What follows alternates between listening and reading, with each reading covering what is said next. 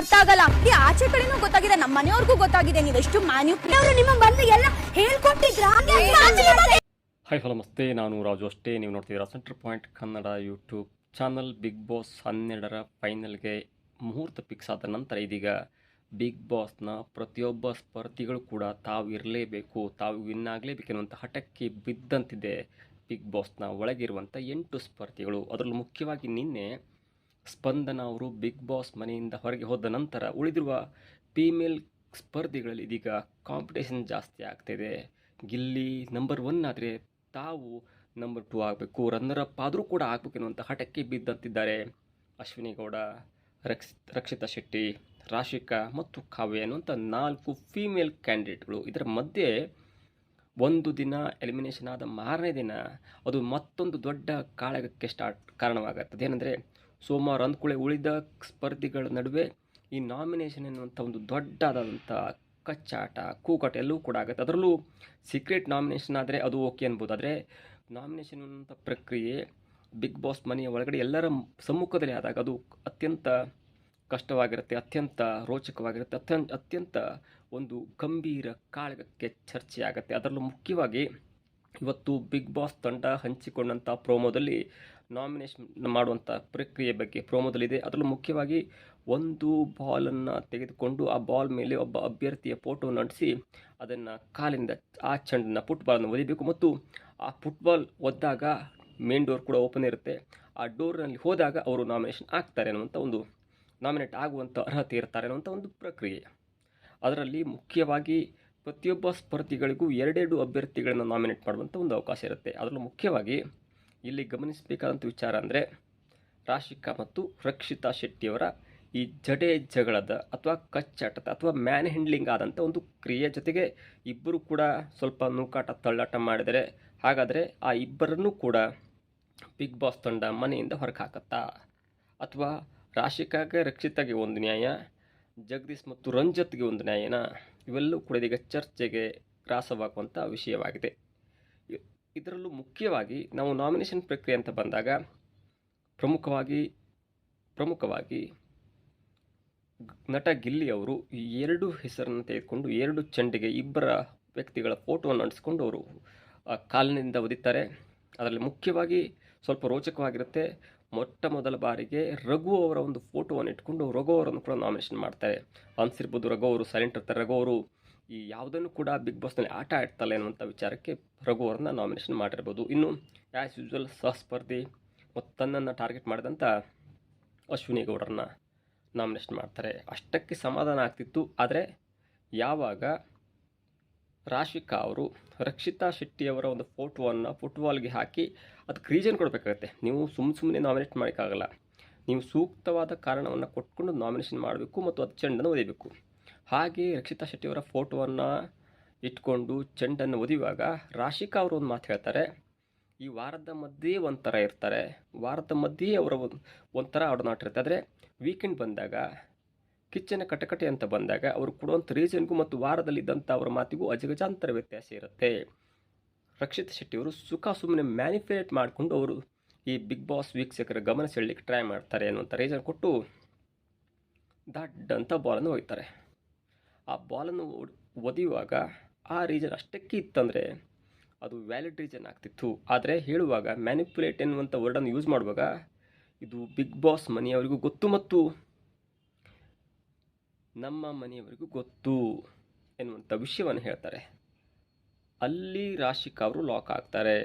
ನಿಮ್ಗೆ ಯಾಕಂತ ಹೇಳ್ತೇನೆ, ಬಿಗ್ ಬಾಸ್ ಅಂದ್ಕೂಳೆ ಅದು ಮೈಂಡ್ಗೆ ಮತ್ತು ಇಡೀ ಪ್ರಪಂಚದಿಂದ ಹೊರತಾಗಿ ಒಂದು ಮನೆಯಲ್ಲಿ ಕೂಡಾಕಿ ಅಲ್ಲಿನ ಜನರ ನಡುವೆ ಆಡುವಂಥ ಟಾಸ್ಕ್ ಮತ್ತು ಮೈಂಡ್ ಗೇಮೇ ಬಿಗ್ ಬಾಸ್ ಆಗಿರುತ್ತೆ. ಹಾಗಾದರೆ ರಾಶಿಕಾ ಅವರಿಗೆ ರಕ್ಷಿತಾ ಶೆಟ್ಟಿಯವರು ಮ್ಯಾನಿಪ್ಯುಲೇಟ್ ಮಾಡ್ತಾ ಇದ್ದಾರೆ ಎನ್ನುವಂಥ ಮಾತನ್ನು ಫ್ಯಾಮಿಲಿ ರೌಂಡಲ್ಲಿ ಹೇಳಿದ ವ್ಯಕ್ತಿ ಯಾರು? ಅದೇ ರೀತಿಯಲ್ಲಿ ಕಾವ್ಯ ಅವರ ತಮ್ಮ ಹೀಗೀಗನ್ನುವಂಥ ಮಾತನ್ನು ಹೇಳಿದಾಗ ಆ ಕ್ಷಣದಿಂದಲೇ ಕಾವ್ಯ ಅವರ ಸಹೋದರರನ್ನು ಹೊರಗೆ ಹಾಕಿತ್ತು. ಕಾವ್ಯ ಅವರಿಗೊಂದು ನ್ಯಾಯ ಅಥವಾ ರಾಶಿಕಾ ಅವರಿಗೊಂದು ನ್ಯಾಯನ? ರಾಶಿಕಾ ಕಂಪ್ಲೀಟಾಗಿ ಸ್ಪಷ್ಟವಾಗಿ ಹೇಳ್ತಾರೆ, ರಕ್ಷಿತಾ ಶೆಟ್ಟಿ ಮ್ಯಾನಿಪ್ಯುಲೇಟ್ ಮಾಡ್ತಾ ಇದ್ದಾರೆ ಎನ್ನುವಂಥ ಶಬ್ದ ಬಿಗ್ ಬಾಸ್ ಮನೆಯವರಿಗೂ ಗೊತ್ತು, ನಮ್ಮ ಫ್ಯಾಮಿಲಿಯವರಿಗೂ ಗೊತ್ತು ಎನ್ನುವಂಥ ಮಾತನ್ನು ಹೇಳ್ತಾರೆ. ಹಾಗಾದರೆ ರಾಶಿಕಾ ಅವರಿಗೆ ಫ್ಯಾಮಿಲಿ ರೌಂಡ್ನಲ್ಲಿ ಯಾಕೆ ಆ ರೂಲ್ಸ್ ಬ್ರೇಕ್ ನಿಯಮವನ್ನು ರೂಲ್ಸನ್ನು ಬ್ರೇಕ್ ಮಾಡಿ ಯಾಕೆ ಅಂಥ ವಿಷಯವನ್ನು ಬಂದಂಥ ಪೋಷಕರು ರಾಶಿಕ್ ಅವರು ಹೇಳಿದರು. ಇದು ಅನ್ಯಾಯ ಅಲ್ವಾ? ಆದರೆ ಈ ಪಾಯಿಂಟನ್ನು ಸರಿಯಾಗಿ ಕ್ಯಾಚ್ ಮಾಡಿಕೊಂಡಂಥ ರಕ್ಷಿತಾ ಶೆಟ್ಟಿ ಅವರು ಹೇಳ್ತಾರೆ, ಹಾಗಾದರೆ ನಿಮ್ಮ ಫ್ಯಾಮಿಲಿಯವರು ಹಾಗೆ ಹೇಳಿಕೊಟ್ರಾ ಎನ್ನುವಂಥ ಒಂದು ಪಾಯಿಂಟನ್ನು ರಕ್ಷಿತಾ ಶೆಟ್ಟಿಯವರು ರಾಶಿಕ್ ಅವರು ಹೇಳ್ತಾರೆ. ಆಗ ರೊಚ್ಚಿಗಿದ್ದಂಥ ಮೈಮೇಲೆ ಬಂದಂಥ ರಾಶಿಕ್ ಅವರು, ನನ್ನ ಫ್ಯಾಮಿಲಿಯ ಸುದ್ದಿಗೆ ಬರಬೇಡ ಎನ್ನುವಂಥ ಮಾತನ್ನು ಹೇಳ್ತಾರೆ. ಆಗ ರಕ್ಷಿತಾ ಅವರು ಹೇಳ್ತಾರೆ, ಹಾಗಾದರೆ ಹೇಳ್ಕೊಟ್ಟವ್ರು ಯಾರು? ನಿಮ್ಮ ಫ್ಯಾಮಿಲಿಯವರೆಲ್ವ ಹೇಳ್ಕೊಟ್ಟವರು ಎನ್ನುವಂಥ ಮಾತಿಗೆ ಸ್ವಲ್ಪ ನೂಕಾಟ ತಳ್ಳಾಟ ಆಗತ್ತೆ. ಆಗ ರಾಶಿಕ್ ಅವರು ಸತ್ಯವನ್ನು ಒಪ್ಕೊಳ್ತಾರೆ, ಹೌದು ಏನಿವಾಗ ಅಷ್ಟಕ್ಕೆ ಈ ಕಾಂಟ್ರವರ್ಸಿ ಕ್ಲೋಸ್ ಆಗುತ್ತೆ. ಮತ್ತು ಮತ್ತೊಂದು ಕಾಂಟ್ರವರ್ಸಿ ಅಥವಾ ಮತ್ತೊಂದು ವಿವಾದ ಎತ್ಕೊಳತ್ತೆ. ಅಂದರೆ ಅದುವೇ ರಾಶಿಕಾ ಶೆಟ್ಟಿ ಅವರನ್ನು ಮೀಟ್ ಮಾಡಿದಂಥ ಪೋಷಕರು ಯಾಕೆ ಬಿಗ್ ಬಾಸ್ ರೂಲ್ಸನ್ನು ಬ್ರೇಕ್ ಮಾಡಿ ಪ್ರಪಂಚದ ಹೊರಗೆ ಆಗ್ತಾ ಇರುವಂಥ ಒಂದು ವಿಷಯಗಳನ್ನು ರಾಶಿಕ್ ಅವ್ರಿಗೆ ಯಾಕೆ ಹೇಳಿದ್ರು. Point number 1. ಎರಡನೇದಾಗಿ, ಪ್ರತಿಯೊಬ್ಬ ಪೋಷಕರು ಬಂದು ತಮ್ಮ ಮನೆಯ ಮಕ್ಕಳನ್ನು ಬಿಗ್ ಬಾಸ್ ಸ್ಪರ್ಧೆಗಳು ಮಾತನಾಡಿಸುವಾಗ ಎಲ್ಲೋ ಗುಟ್ಟಾಗಿ ಚಿಕ್ಕ ಪುಟ್ಟ ವಿಷಯಗಳನ್ನು ಹೇಳಿರ್ತಾರೆ. ಆದರೆ ಎಲ್ಲವನ್ನ ಬಿಟ್ಟು ಯಾಕೆ ಕಾವ್ಯ ಅವರ ತಮ್ಮ ಬಂದು ಹೇಳಿದ್ದನ್ನು ಮಾತ್ರ ಹೈಲೈಟ್ ಮಾಡಿ ವಿವಾದವನ್ನು ಮಾಡಿ ಅವರಿಗೆ ಕಣ್ಣೀರು ಹಾಕಿಸುವಂಥ ಪರಿಸ್ಥಿತಿ ಬಂತು. ಹಾಗಾದರೆ ಕಾವ್ಯ ಅವರಿಗೊಂದು ನ್ಯಾಯ, ರಾಶಿಕಾ ಅವರಿಗೊಂದು ನ್ಯಾಯನ, ಕಾವ್ಯ ಅವರಿಗೊಂದು ನ್ಯಾಯ ಅಥವಾ ಬೇರೆಯವರಿಗೊಂದು ನ್ಯಾಯನ?